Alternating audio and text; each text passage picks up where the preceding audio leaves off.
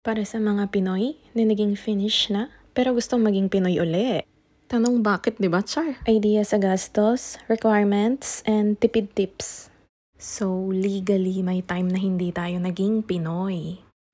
Nung naging Finnish citizens kami, automatically hindi na kami Pinoy. Kailangan mong i-apply ulit para ma-reacquire mo yung Filipino citizenship mo. At bakit kasi apply mo ulit? Para sa mga pamana, di ba, na hindi pa binibigay? Chess! Agraraman! O kung tatakbo ka sa politika. Yun, wala kasing website, walang embassy ang Pinas sa Finland. Kaya kinontak ko yung consul, siya magsasend ng requirements. Dati ang sabi sa akin, check ko yung embassy ng Pinas sa Norway. Andun yung requirements, pero isasend ko siya sa contact details ng Philippine Embassy sa Sweden. O di ba ganun yun years ago? Nung mga pandemic pa ako naging Finnish citizen. Pero hindi ako nag-apply agad ng Filipino citizenship. Kasi nga, syempre, ang dami pang a-applyan, ang daming papeles na kailangan mong ipunin. So, syempre, magbabayad ka din, di ba?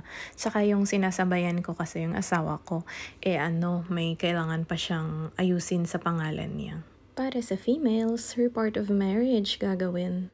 Kailangan mo rin yung report of marriage kung gusto mong kunin yung apelyido ng asawa mo.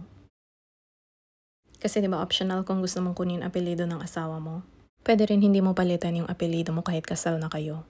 Tip pala dito, 4 original copies yung na-require ni consul, pero dyan sa embassy requirements 2 copies lang pala. Nakuha ko na yung 4 na copies, diba ang mahal? Yun yung pinaka nakakaiyak na part ng gastusan dito. Syempre pwede naman palang 2 lang. Straight nyo na lang tanungin yung embassy mismo. Tapos, hindi mo rin pala kailangang ipadaan sa Ministry for Foreign Affairs. Nakalagay lang dyan, original marriage certificate.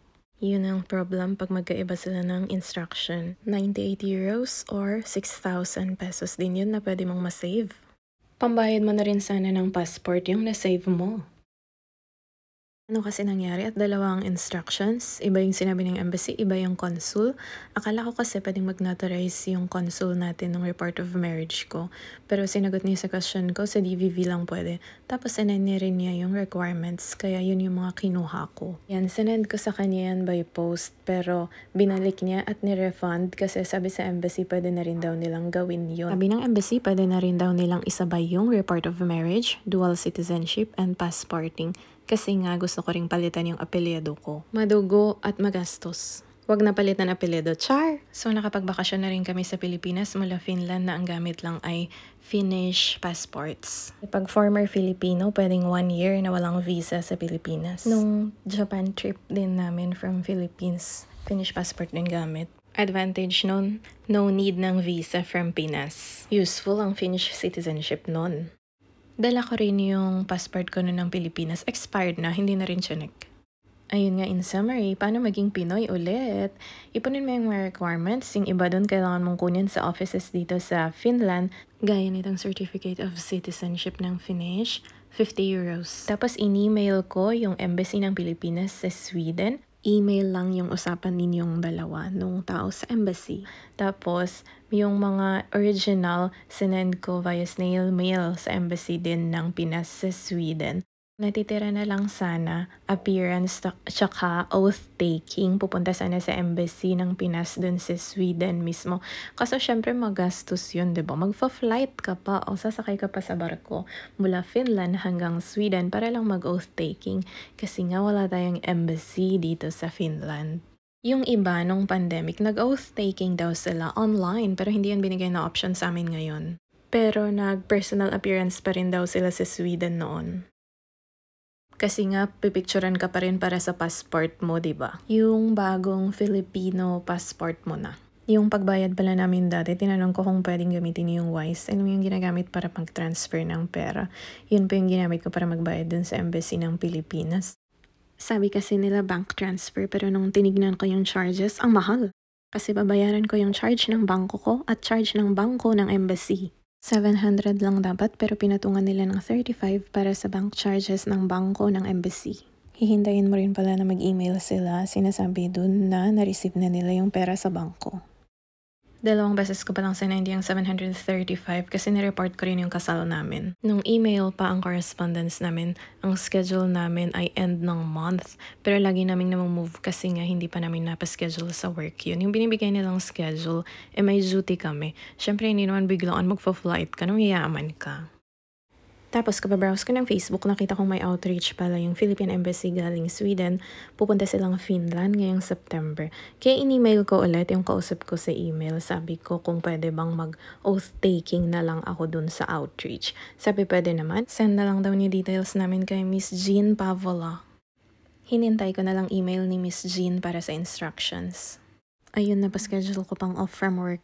Nasa attachment din yan na may ipiprint para dun sa passport application, yun yung i-fill out at bibigay sa kanila dun na mismo sa hotel. Euros sa Finland, pero sa Sweden is SEK, kronor. Yun in cash yung binayaran namin, 840 para sa passporting. Marami dun sa mga kasabay namin, nagbayad na rin sila doon ng dual citizenship and passporting. Kaya 1,500 something SEK yung binigay nila. Kami 840 lang kasi passporting lang yun. So magkakaiba rin yung process. Yung iba nagbayad online, parang kami. Sa kanila, nagbayad nung nandyan na sa outreach. In cash. In kronor. Nag-overseas voters registration na rin pala kami. Feeling ko kaya siya tumagal. Umabot kaming 3 hours. 8:15 kami nandun. Nakaalis na kami lagpas 11 AM. September 14 lang dapat, pero hanggang Monday pala ginawa nila. Nakita ko lang sa FB. Ang dami kasing tao. Nung spring this year, 3 araw din ginawa nila. Parang Friday, Saturday, Sunday.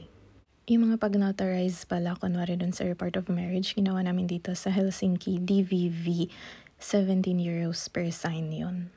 So yung akin lang, umabot na ng 500 euros agad. Yun ay para dun sa mga papeles na kinuha dito sa Finland.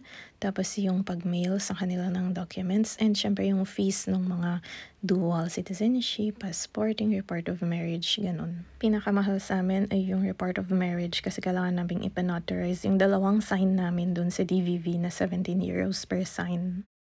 Tapos, dun sa 2 sign, kailangan pa nila ng 4 na original. So, 4 times 2 times 17 euros, diba? 136 euros para lang dun sa report of marriage. Wala pa dun yung kapag isasubmit mo na siya sa embassy at yung fee na kukolektahin nila. Ang libre lang dyan ay overseas voters registration. Yan na yung personal appearance namin sa consular outreach ng Philippine Embassy galing Sweden. Pumunta sila dito sa Helsinki, Finland ngayong September 2024. Yan yung in order ng ginawa namin dito ng 3 hours.